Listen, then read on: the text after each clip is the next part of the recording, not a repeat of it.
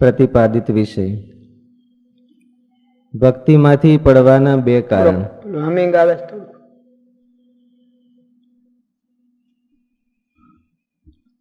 ભક્તિમાંથી પડવાના બે કારણ. ભગવાનના મહિમાથી માન જાય, નિષ્કામ ભક્ત અને ભગવત સુખાનુભૂતિ. મુખ્ય મુદ્દા. ભગવાનનો મહિમા સમજવો પણ નિરાકાર ન સમજવા. ભગવાનને સાકાર સમજવા પણ માણસ જેવા નહીં, દિવ્ય સમજવા. ભગવાનનો મહિમા સમજે તો માન ન આવે. નિષ્કામ ભક્ત ઉપર ભગવાન અતિ પ્રસન્ન થાય છે. ભગવાન સિવાય ઇતર વિષયનો દ્રઢ નિષેધ હૃદયમાં થયા વિના ભગવાનના સુખની અનુભૂતિ થતી નથી. મહારાજ કહે છે, ભગવાનની ભક્તિમાંથી જીવ બે પ્રકારે પડે છે. એક તો શુષ્ક વેદાંતના ગ્રંથને સાંભળીને ભગવાનના આકારને ખોટા જાણે છે અને ભગવાનનું સ્વરૂપ નિરાકાર સમજે છે. તેનાથી અનાદિ નિત્ય સાકાર સ્વરૂપ પરમાત્માના સ્વરૂપનો દ્રોહ થવાથી તે ભક્તિ થકી પડી જાય છે. બીજો ભક્તિમાંથી પડવાનો માર્ગ ભોગની લાલસાથી પડે છે. ભગવાનને જો નિરાકાર ન માને અને સાકાર માને, પણ માયિક અને મનુષ્ય જેવા માને, તેથી ભગવાનના દિવ્ય સ્વરૂપમાં જેમ પોતામાં હોય તેવા કામાદિકની કલ્પના કરે, પછી પોતે પણ ભોગનો લાલચી બની જાય અને ભગવાનના દિવ્ય ધામમાં પણ આ લોકના માયિક ભોગ વાસનાની કુબુદ્ધિ ત્યાં પણ કલ્પે. પરિણામે પામર થઈને ભગવાનના માર્ગમાંથી પડી જાય છે. ભગવાનના માર્ગમાંથી પડ્યાનું આ વચન છે. એટલે ભગવાનને માણસ જેવા જાણે તો એ પડી જાય, અને ભગવાનને સાકાર ન જાણે તો એ પડી જાય. સાકાર ન જાણે તો શું થાય? સાકાર ન જાણે તો શું કરા પડી જાય? નિરાકાર જાણી અને પોતે ભગવાન થઈ જાય. પોતે ભગવાન જેવો જાણે અને પોતામાં કઈ સાધન કરવાનું તો રહ્યું નહીં. સાકાર ન જાણે એટલે ઉપાસના કરવાની રહી નહીં. ઉપાસના કરવાની રહી નહીં એટલે સાધન બધા એને વૈયા ગયા, એટલે પૂર્ણ કામ પોતે થઈ જાય. અલ્પ છે તોય પૂર્ણ કામ થઈ જાય. એટલે એ પડી જાય, એવી રીતે પડી જાય. અને ઓલો આમ પડી જાય. નિરાકારની ઉપાસના ન થઈ. નિરાકારની ઉપાસના ન થઈ. નિરાકારમાં મહારાજ ના પડે.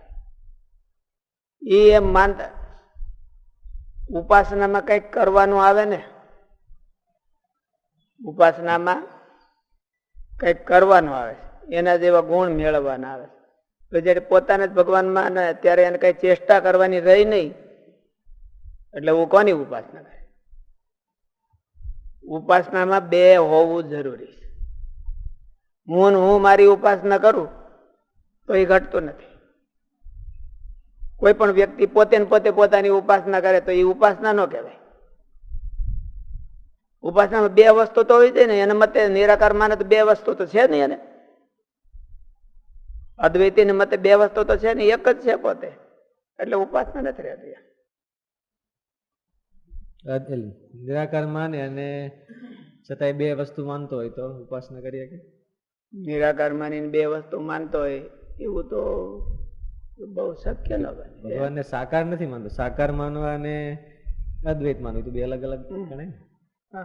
તો ભગવાનને નિરાકાર માનતો હોય છતાંય પોતે ભગવાનથી બીજું વ્યક્તિત્વ છે માનતો હોય તો ઉપાસના, તોય ઉપાસના ન થાય.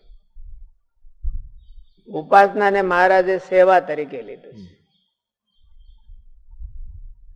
બ્રહ્મરૂપ થઈ અને ભગવાનની સેવા કરવી, સેવક ભાવ, એ ઉપાસના. સેવા કરવી એ ઉપાસના નહીં, પણ સેવક ભાવ આવવો એ ઉપાસના. મહારાજ એવું કીધું. હવે જો સાકાર ન હોય તો સેવક ભાવ કોનો આવે? સામે વસ્તુ કઈ દેખા. નિરાકારની સેવા શું થઈ શકે? એટલે મારે ઉપાસનામાં પડી જાય.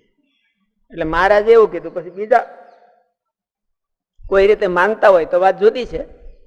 નિરાકાર વાળા માનતા તો હોય છે કે અમારે નિરાકારની ઉપાસના છે. તેજની ઉપાસના કરતા હોય. તેજની ઉપાસના કરે તો એમ કે તેજ જેવો પોતે થઈ જાય. ઉપાસનાનો મિનિંગ એવો છે કે એનું જેવો થવાના પ્રયત્ન કરો. ભગવાનને સાકાર માની અને બધા ગુણના નિધિ માની અને એને જેવી સામર્થ્ય મેળવવાની ટ્રાય કરવી. ઉપ સમીપ આસન એટલે બેસવું. એમ સમીપ બેસવું એટલે એને નજીક, એના ગુણોને નજીક, એની પ્રતિભાને નજીક, એના સામર્થ્યને નજીક થવું. અને એનો અર્થ એવો છે કે પોતે અલ્પ હોય તો એમાંથી પ્રયત્ન કરવો, એવો ભાવ છે. હવે તેજને નજીક થવાનું બીજું તો શું છે? એમાં ગુણો તો માનવાના નથી. નિરાકાર હોય એટલે ગુણો માની ન શકાય. નિરાકાર હોય એટલે કોઈ પણ ગુણ ન માની શકાય. એમાં કેવી રીતે માને? આકાશથી નિરાકાર છે છતાં એમાં ક્યાં ગુણ માને છે? આકાશ કોઈને મદદ કરી શકે? હા, તે આકાશ કોઈની ઉપર દયા કરી શકે? આકાશ બીજું કઈ કામ કરી શકે? આકાશ કઈ સર્જન કરી શકે? કઈ ન કરી શકે. એટલે તેજ રૂપ ભગવાનને માને, કદાચ નિરાકાર હાલો અદ્વૈતીની ઘોડે ન માને, તેજ રૂપ ભગવાનને માને તો એમાં શેની ઉપાસના આવે?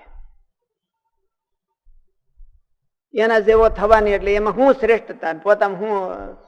પોતાને અલ્પતા શું કરીએ કે પોતાને તેજ રૂપ માને છે, એને તેજ રૂપ માને છે. એટલે અલ્પતા કે શ્રેષ્ઠતા એવું કે ભેદ રેખા ન થાય. એટલા માટે ભેદ વ્યપદેશાત, ભેદ રેખા ન હોય તો ઉપાસના ન આવે. અને એ ભેદ રેખાને મારે સ્વામી સેવક ભાવ કીધો. ભેદ રેખા તો અનેક પ્રકારની હોય, પણ સ્વામી સેવક ભાવની ભેદ રેખા ભગવાનમાં હોવી જોઈએ, સાધુમાં હોતે હોવી જોઈએ, એવું મારે કીધું. એકાબીજાને પરસ્પર ભેદ રેખા હોવી જોઈએ. બધાને હવને પોતાને જેવા માને તો મર્યાદા ન રહે. હંધાઈને પોતાને જેવા માને એટલે મારે એવું કીધું કે બીજા ભગવાનના ભક્તોને પોતાના કરતા શ્રેષ્ઠ માને.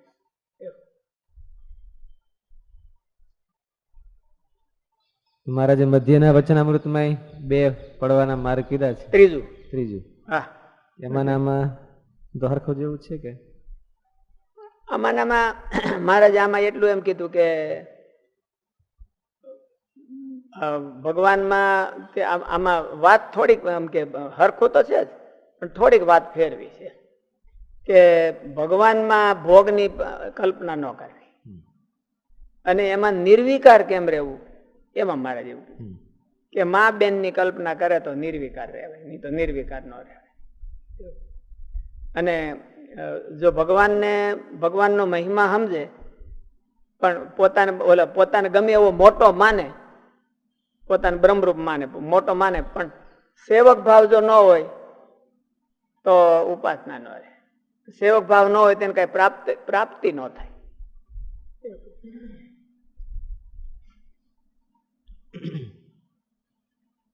મહારાજ કહે છે, ભગવાનની ભક્તિમાંથી જીવ 2 પ્રકારે પડે છે.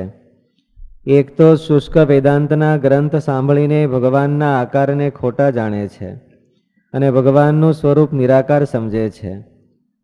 તેનાથી અનાદિ નિત્ય સાકાર સ્વરૂપ પરમાત્માના સ્વરૂપનો દ્રોહ થવાથી તે ભક્તિ થકી પડી જાય છે. પોતાને બ્રહ્મરૂપ માને તો એ ઉપાસના ન થઈ કહેવાય. બ્રહ્મરૂપ માનીને સેવક ભાવ, એટલે બ્રહ્મરૂપ માનો ઉપાસનાના 2 ફેઝ છે. એક બ્રહ્મરૂપ માનીને પોતાને સેવક માનવું. તો સેવક ભાવ છે એ મુખ્ય છે કે બ્રહ્મરૂપ છે એ મુખ્ય છે? સેવક ભાવ છે. સેવક ભાવ છે એ ઉપાસના એનું મુખ્ય ફેઝ છે, વિધિ છે.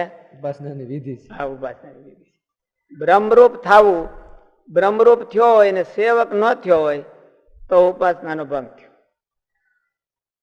સેવક થઈ ગયો અને બ્રહ્મરૂપ ન થયો હોય તો ઉપાસનાનો એવો ભંગ ન હોય. એની ઉપાસના અધૂરી છે એટલું જ કહેવાય. ઉપાસનાનું બી ન વયું જાય. ઉપાસનાનું બીજ છે એ સેવક ભાવ છે. મારે જેવું સેવક ભાવ માટે બ્રહ્મરૂપ પણ છે. સેવા હરખી કરવા માટે બ્રહ્મરૂપ થવું, પૂર્ણ રૂપમાં સેવા થાય એટલા માટે બ્રહ્મરૂપ થવું. દેહ ભાવ હોય તો પોતાની જરૂરિયાત જ પૂરી ન થઈ હોય એ બીજાને સેવા શું કરી શકે? એટલે સેવા હરખી થવા માટે બ્રહ્મરૂપ થવું, પણ બ્રહ્મરૂપ થવા માટે સેવા કરવી એવું નહીં. બ્રહ્મરૂપ થવા માટે એ સેવા કરતો હોય તો ભગવાનને સાધન તરીકે એને ઉપયોગ કર્યો, એની ઉપાસના તરીકે ઉપયોગ ન કર્યો. ભગવાનને સેવામાં લગાડ્યા એટલે એ તો સ્વાર્થી થયો, એમ સેવક નહીં અને ઉપાસના નહીં. ઉપાસનામાં સ્વાર્થ આવે નહીં.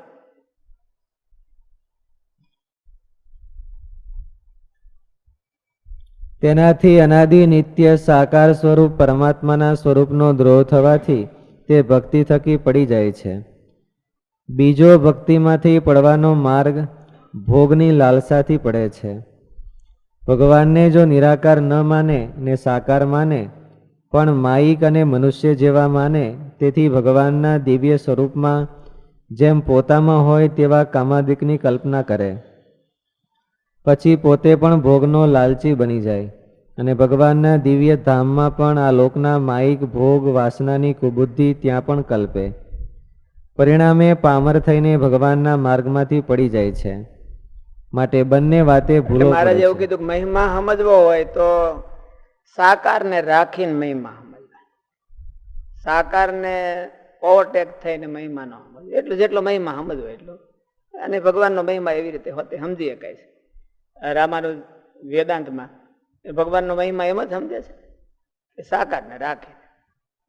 એમાં પણ પાછું એમાં સગુણને વધારે ભાર દીધો છે. સાકારનો ભાર મહારાજે સગુણ કરતા સાકારનો વધારે ભાર દીધો, મુખ્ય સાકાર. અને મનુષ્ય જેવા ભગવાનને સમજવા તો પણ મનુષ્ય જેવા આમ કે માણસ જેવા ન સમજવા. સાકાર માનવા તો માણસ જેવા હાવ ન માનવા. એ માણસથી અલૌકિક વસ્તુ. જો અતિ શુદ્ધ માનવા લાગે તો નિરાકાર માની સ્વરૂપ દ્રોહ કરે, અને સાકાર માને તો કામાદિકની ભગવાનમાં કલ્પના કરે. આમ બે પ્રકારે ભગવાનની ભક્તિમાંથી પડી જાય છે. માટે પૂર્ણ મહિમા સમજે પણ નિરાકાર ન માને, અને સાકાર સમજે. સાકાર સમજે પણ માણસ જેવા ન માને. બે વાક્ય જુદા જુદા. પૂર્ણ મહિમા સમજે પણ નિરાકાર ન માને, અને સાકાર સમજે પણ માણસ જેવા ન માને. માટે પૂર્ણ મહિમા સમજે પણ નિરાકાર ન માને, અને સાકાર સમજે પણ ભગવાનનું સ્વરૂપ અતિશય નિર્દોષ સમજે, તો તે ભક્તિના માર્ગથી પડે નહીં.